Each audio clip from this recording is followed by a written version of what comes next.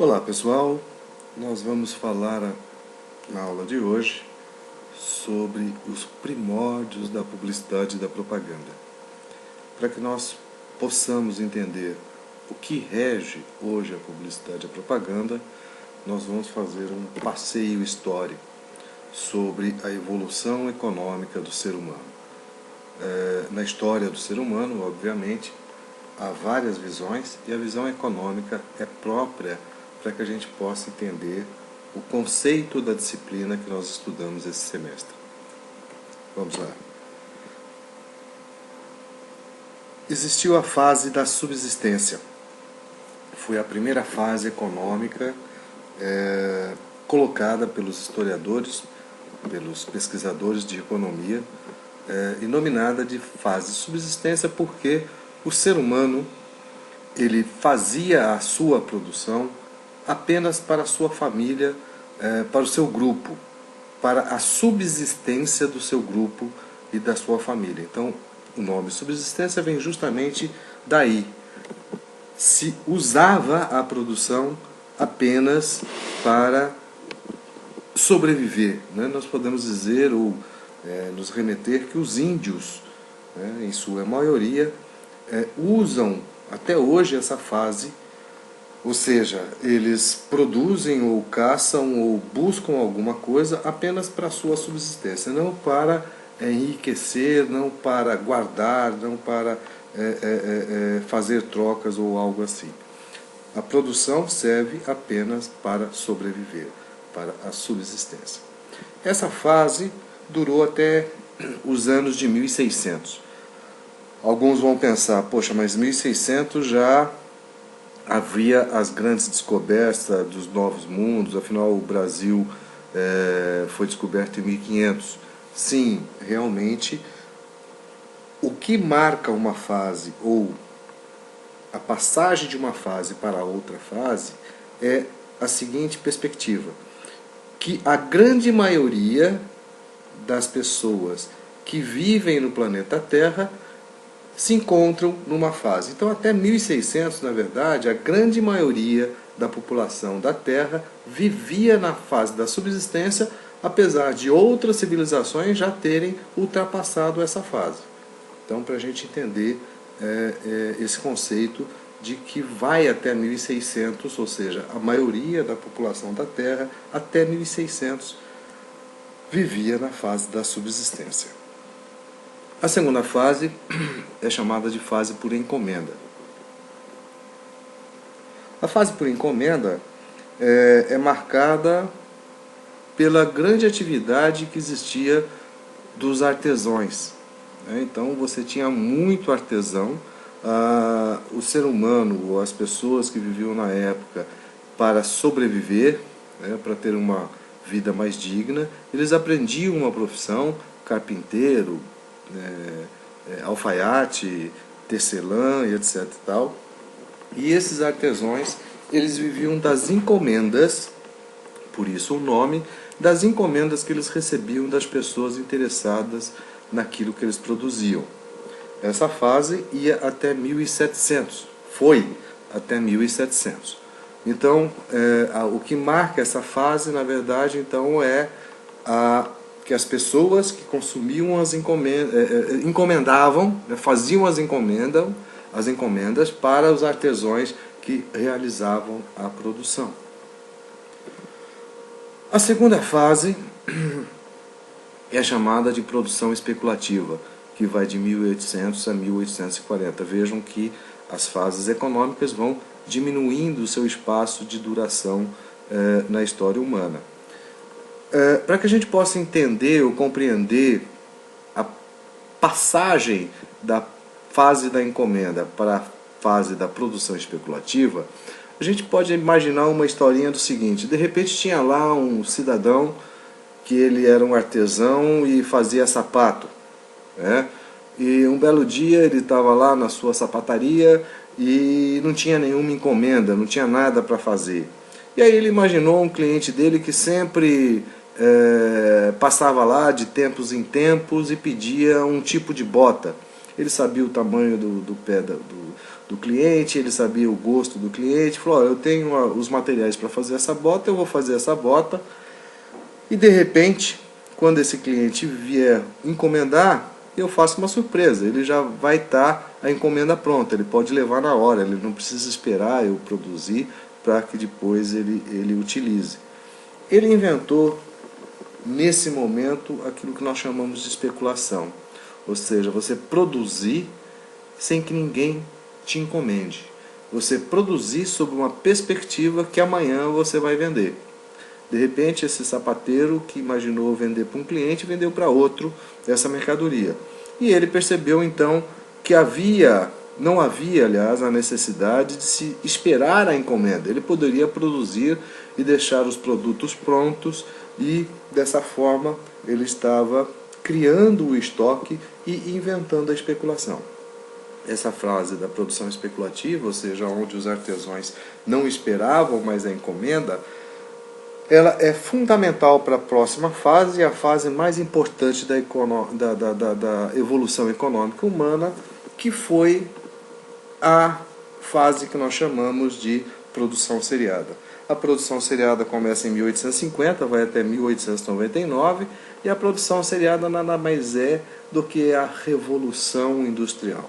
E todos sabem que a Revolução Industrial marcou realmente a evolução econômica do ser humano. Ela foi a ponte para tudo aquilo que nós vivemos hoje. Se não fosse a Revolução Industrial, nós não teríamos o avanço que nós conseguimos no setor econômico humano até hoje.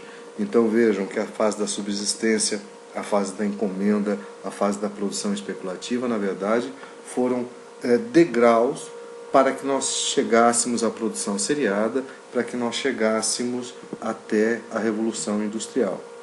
E se a gente pensar que no momento inicial da Revolução Industrial existia poucas fábricas, né? Tudo então o que se produzia era facilmente vendido, porque uma das características da Revolução Industrial é que ela barateou demais a produção. Então aquilo que o artesão fazia, um par de sapato que ele fazia artesanalmente, manualmente, a partir da chegada das máquinas, barateou demais a produção. Então um sapato que custava X, a partir da Revolução Industrial ele passou a custar bem menos. Ao passar a custar bem menos, muitas pessoas que não tinham acesso à compra desse bem puderam então, enfim, começar a usar e a utilizar desse bem. Então essa foi uma das um dos grandes benefícios que a Revolução Industrial teve. Ela barateou as mercadorias. Tá? Bom, se nós imaginarmos, né, que no final de 50 anos do início da Revolução Industrial, chegando já no século XX, a partir de 1900, o que aconteceu foi o seguinte: muitas fábricas, ao contrário do início da Revolução Industrial, 50 anos depois nós tínhamos muitas fábricas. E o que essas fábricas produziam, mesmo que mais barato que os artesãos, começaram a sobrar nas fábricas. O estoque, a produção virou estoque, e esse estoque não era mais vendido facilmente como antigamente. Nesse momento, nasce uma nova era na evolução econômica humana, que é chamada Era da Venda. Por que Era da Venda? Porque se criou, nesse momento, as técnicas de venda, muitas técnicas de venda que são utilizadas, inclusive, até hoje. As fábricas passaram não mais esperar ou produzir e apenas colocar no mercado. Ela teve que ter uma necessidade, um esforço maior de fazer com que os clientes comprassem a produção. E aí passou a ter vendedores de porta em porta, ter pessoas com técnicas de venda para que fizesse com que o consumidor começasse a consumir. Aí está um exemplo, né, de um vendedor de porta em porta que ele ia lá vender aspirador de pó, por exemplo, é um exemplo. Mas, nesse momento, se criou a figura do vendedor e das técnicas de venda. Justamente porque, pela necessidade que as indústrias tiveram, pela concorrência que elas tinham nesse momento, que não tinham no início da Revolução Industrial, de fazer com que as pessoas comprassem a mercadoria que estava em estoque nos seus pátios das indústrias. Bom, depois dessa fase, chamada de Era de Venda, nós entramos na Era do Produto, a partir de 1950. É bom salientar que em 1945, para quem não lembra, se bom lembrar, terminou a Segunda Grande Guerra Mundial. E a Segunda Grande Guerra Mundial trouxe como benefício para a indústria técnicas de produção melhores. Dentro da guerra havia uma necessidade de se criar produtos resistentes. E, nesse sentido, as indústrias entenderam e não só entenderam, mas ganharam a capacidade de fazer produtos maiores, de maiores resistência. Então, nessa época, inaugura o foco no produto, a Era do Produto.